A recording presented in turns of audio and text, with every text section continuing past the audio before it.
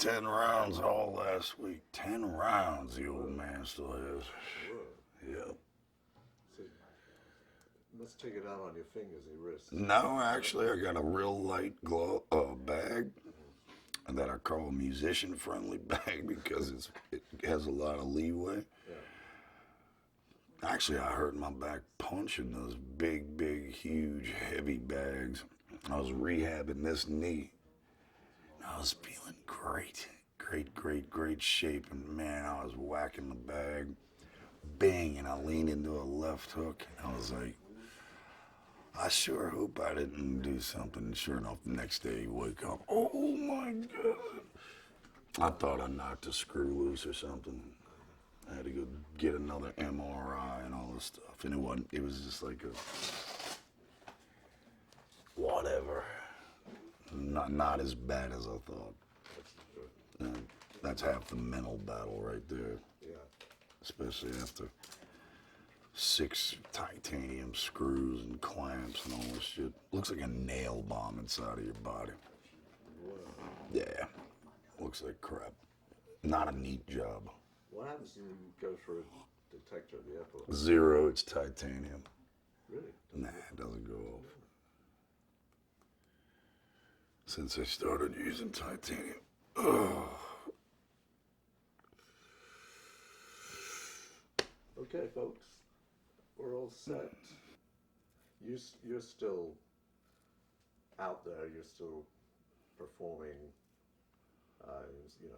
Long after, in spite of everything that's happened with your back and so on. But how do you deal with, like, on the one hand, you've got this long-term health problem, really. On the other hand, you're absolutely driven to keep. Well, it takes work, After I had major back surgery in 2006, I was warned ahead of time, this is going to be with you the rest of your life, and to have any quality of life that can be considered a good quality of life, you're going to have to work for it. And I embraced physical therapy, full throttle. And, it's really, like I say, neurology. At one point in time, the doctor wanted to take the titanium that is in my lower back out at one time after everything had settled and grown in. A couple years later, after surgery, I walk in the room and the doctor's like, whoa, look at you now, standing up straight, and you look great. You look like you're a different person. When you first walked in here, you were sad-eyed and slumped over and could barely sit down and walk. And I'm like, wow, he remembers all this stuff. But I've got the feeling from the doctor as well that neurology is like rolling the dice, man. It's like either, you don't know how the patient is really going to react. Are they really going to embrace the physical therapy? Or are they just going to let the pounds get on as they keep taking pain medicine? I decided I did not want that jail cell in my life anymore. And like I say, when I embraced this stuff, I embraced it big time. I didn't miss one meeting with these wonderful place down the street. Rehab Dynamics was the name of the lady's name is Susan.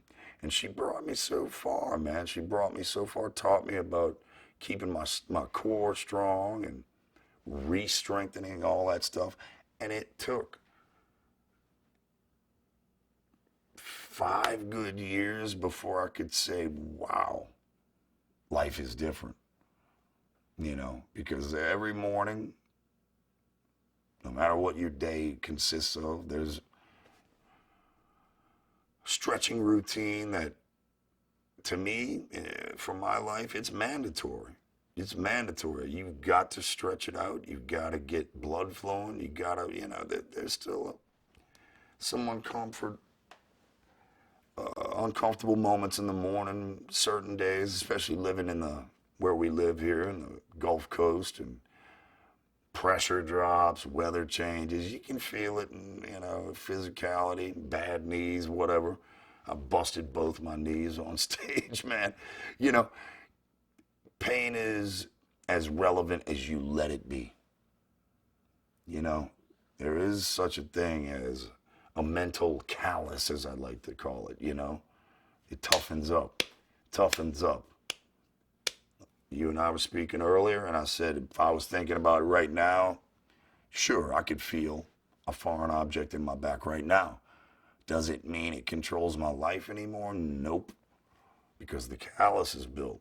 Because I have put in the hard time and the hard work, and it's true. The harder you work at rehabbing, it's like an elite athlete, you know what I'm saying? If you want to get back on the football field, you're going to rehab your ass off till you're able to get back out there without the risk of, re-injuring or whatnot. I know that risk is always there. So these days it's like I know what not to do, what I shouldn't do, that I might still do, but at least I know to keep my core strong. And at least I put that damn bottle down. Jeez, damn, I can't even smell whiskey anymore without getting the old gag reflex. It's like, man, no more nips for the kid. All that stuff comes with the territory, though. Especially when you're rehabbing your back and you're in the midst of it. There's no time to wake up with a hangover. No time at all to be half-assing it through rehab. No way. No way. And I can't tell you how many different phases this back thing went through. Like at one point, when I would bend this way, you could hear an audible thudding. Thud, thud, thud, thud, thud, thud, thud.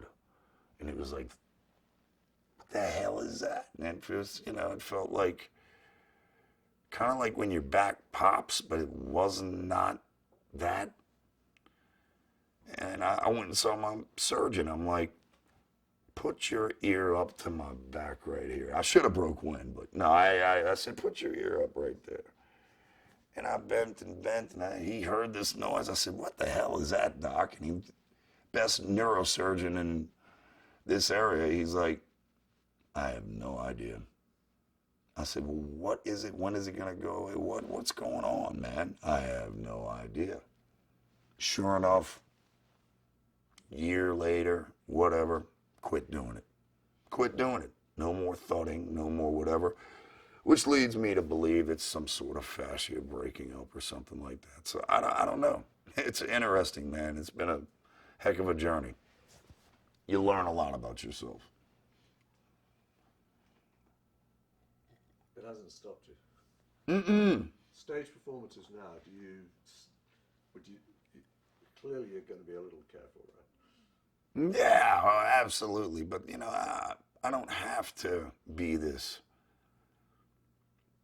insane dynamo up there on the stage that's gonna leap from the drum riser to the stage to the crowd. I don't have to do all that.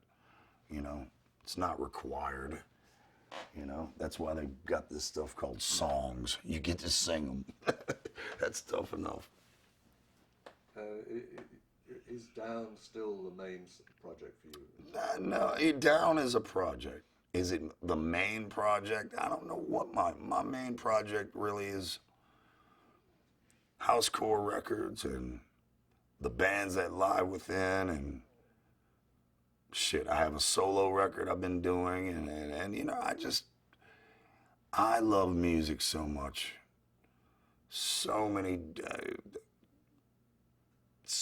much about music. So many different genres. Once again, I'm working to my strengths. I know what my forte is. I know what my calling is. I know what my genre and my style of music that is, I guess, the best that I do. And people might have different opinions, because I can scream as good as anyone. I can sing too. I'm not going to say as good as anyone, but I can sing. carry a goddamn note. And I do that in down, where I'm relied on to actually hit real notes. And I have to be in key, you know. I like singing sometimes, but I like screaming sometimes, and I like all. I love it. I love it. I love writing songs. I love producing bands. I love the whole process. I love it.